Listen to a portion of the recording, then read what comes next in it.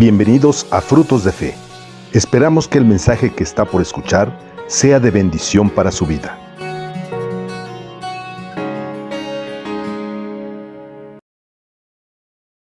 Hola, ¿qué tal? Bienvenidos a Frutos de Fe. Es un placer estar con ustedes. Hoy vamos a hablar de un tema muy importante, la bendición de Dios. ¿Sabes una cosa? En este libro, que tiene por título, bueno, trae mi nombre acá, pero tiene por título la Santa Biblia o la Biblia. Algunos la consideran la palabra de Dios, aunque en realidad es inspirada por Dios. De hecho, en la carta de Timoteo, Pablo dice que es útil para enseñar, redarguir e instruir en justicia, a fin de que todo el hombre de Dios sea perfecto y enteramente preparado para toda buena obra. Esta palabra perfección nos habla de una madurez espiritual, de una madurez emocional, y estoy seguro que tú y yo alguna vez nos hemos mal ubicado o hemos hecho cosas porque nos dejamos manejar por nuestras emociones, por los sentimientos.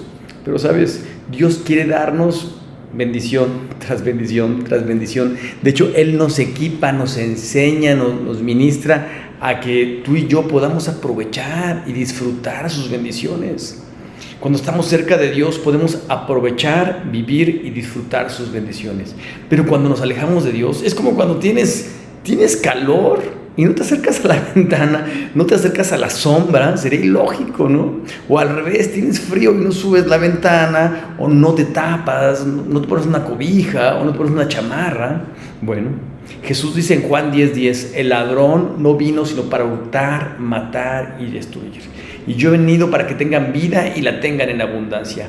¿Qué nos quiere decir esto? Sabes, cuando estamos con Dios, cuando disfrutamos la venida de Dios a nuestra vida, a nuestro corazón, cuando tú y yo nos involucramos con su palabra y vivimos su palabra, no podemos vivir otra cosa más que bendición tras bendición.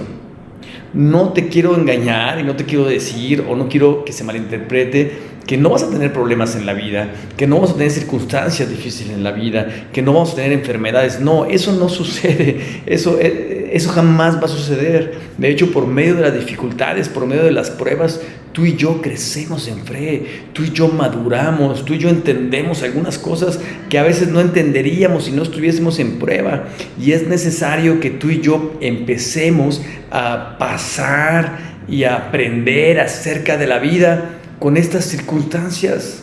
Te invito a que estudies conmigo el día de hoy este libro de Daniel. Vamos a ver un poco de la historia acerca de Daniel. Te invito a que leas conmigo Daniel capítulo 1 y vamos a leer unos versículos únicamente para ubicarnos en el contexto histórico y podamos entender cómo este Daniel se quedó con la bendición de Dios, cómo Daniel pudo disfrutar la bendición de Dios. Te recuerdo que el pueblo de Dios había sido atacado. Tú dices, pues no hablamos de bendiciones, como el pueblo de Dios había sido atacado. No se mantuvo cerca de Dios, se salió del círculo de la bendición. Pero, ¿sabes? Cuando tú y yo estamos cerca de Dios, nos mantenemos cerca de la bendición. Pero cuando nos alejamos, como decíamos hace rato, ¿no? Y si tienes calor, acércate a la sombra. Si tienes frío, acércate al fuego, a la fogata. Si tú quieres tener bendición en tu vida, acércate a Dios. Vive su palabra. Acompáñame a leer el primer libro de Daniel, o el primer capítulo del libro de Daniel. Dice, en el año tercero del reinado de Joacim, el rey de Judá, vino Nabucodonosor, rey de Babilonia, a Jerusalén, y la sitió. El Señor entregó en sus manos a Joacim, rey de Judá, y parte de los utensilios de la casa de Dios, y los trajo a tierra de Sinar, a la casa de su Dios. Colocó sus utensilios en la casa del tesoro de su Dios. Permíteme, hago una pausa aquí. Atacan al pueblo de Israel, le pegan en lo que más le duele. O sea, espérame, atacan tu ciudad. Y el pueblo de Israel era caracterizado porque Dios estaba con ellos, porque ellos eran cercanos a Dios y Dios los defendía.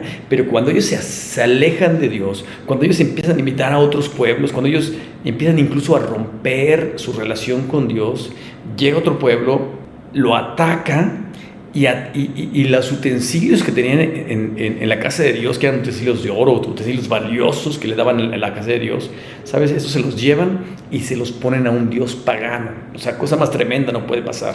No, vamos al verso 3, dice, y dijo el rey a Aspenaz, jefe de sus eunucos, que trajese de los hijos de Israel, del linaje de los príncipes, muchachos con quienes no hubiese tacha alguna, de buen parecer, enseñados en toda sabiduría, sabios en ciencia y de buen entendimiento, e idóneos para estar en el palacio del rey, y que les enseñara letras y la lengua de los caldeos. ¡Wow! ¡Qué rey tan inteligente! Van, conquistan, saquean su lugar, sacan el oro y se traen a la gente inteligente, a la gente capaz, para ser utilizados al servicio de este nuevo reino, y los capacitan en la cultura de los caldeos y en la lengua de los caldeos para que ellos puedan tener comunicación y lo mejor de Israel pueda ser utilizado. ¿Sabes una cosa? Cuando estás cerca de Dios, tú eres de lo mejor de lo mejor. Pero esta historia continúa. Y le señaló el rey la ración para cada día de la provisión de la comida del rey y del vino que bebía, y que los criase 3 años para que al fin de ellos se presentasen delante del rey. Tenían que subir su nivel de cultura, tenían que comer lo que el rey comía para fortalecerse. De la mesa del rey podían comer, es decir, de los alimentos que el rey y del vino que el rey bebía, que era un vino fino, o sea, no le iba a dar cualquier cosa. Y 3 años los iban a capacitar para que estuviesen delante del rey y le pudiesen servir, y también iban a aprender su idioma, por supuesto. Verso 6: entre estos estaban Daniel, Ananías, Misael y Azarías, los hijos de Judá. A estos el jefe de los eunucos puso de nombre Daniel, a Daniel Belsasar, a Ananías Sadrac, a Misael Mesac y a Azarías Abed-nego. Y Daniel propuso en su corazón no contaminarse con la comida del rey ni con el vino que él bebía. Pidió, por tanto, al jefe de los eunucos que no se obligase a contaminarse. ¿Sabes una cosa? Aquí Daniel y sus amigos dijeron: vamos a mantenernos fieles a Dios.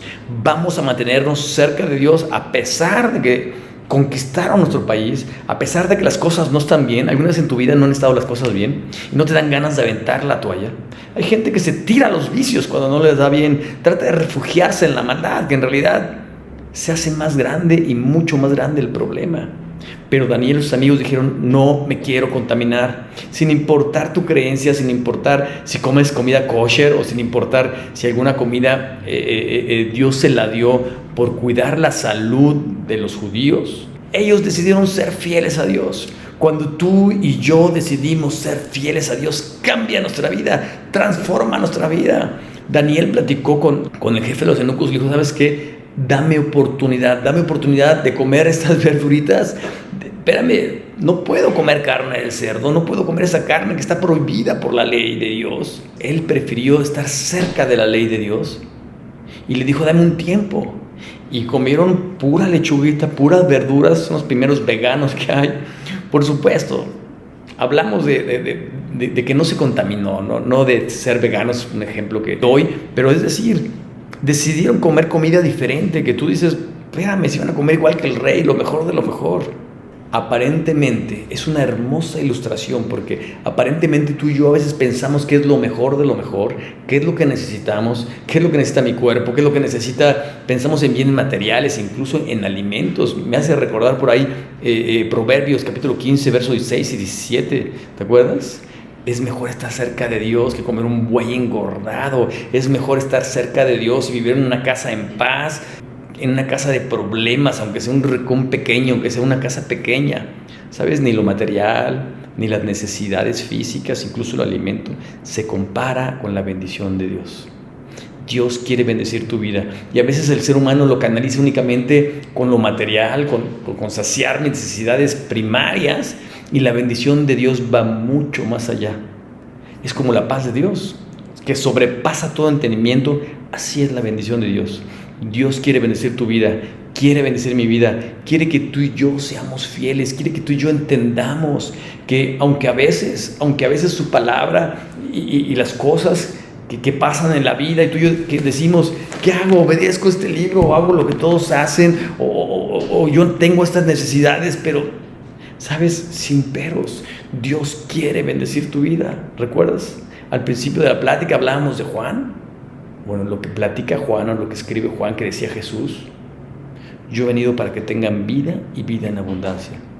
Si analizamos toda la historia de este libro, Dios ha querido bendecir al ser humano. Desde que empezó la historia del ser humano, Dios ha intentado bendecir y bendecir y bendecir y perdonar y dar nuevas oportunidades y que nos vaya bien. Pero el ser humano se ha afanado por hacer su propia voluntad y tristemente nos hemos perdido de la bendición de Dios. Nos hemos perdido de la bendición, de lo que es ser un buen administrador, de la multiforme gracia de Dios, de las cosas que Dios nos da, de los dones, de los talentos, incluso de su palabra. A veces el ser humano se pierde la bendición de estar cerca de Dios, de conocer su voluntad, de vivir su voluntad. Y hoy queremos hacer un llamado.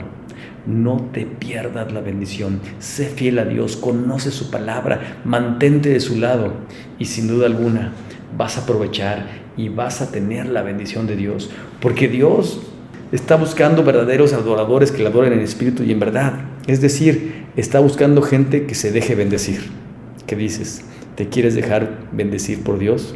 Acércate a Él, ríndete a Él, síguelo a Él, conoce su palabra, conoce su voluntad y por supuesto, vívela. Pongamos esto en práctica.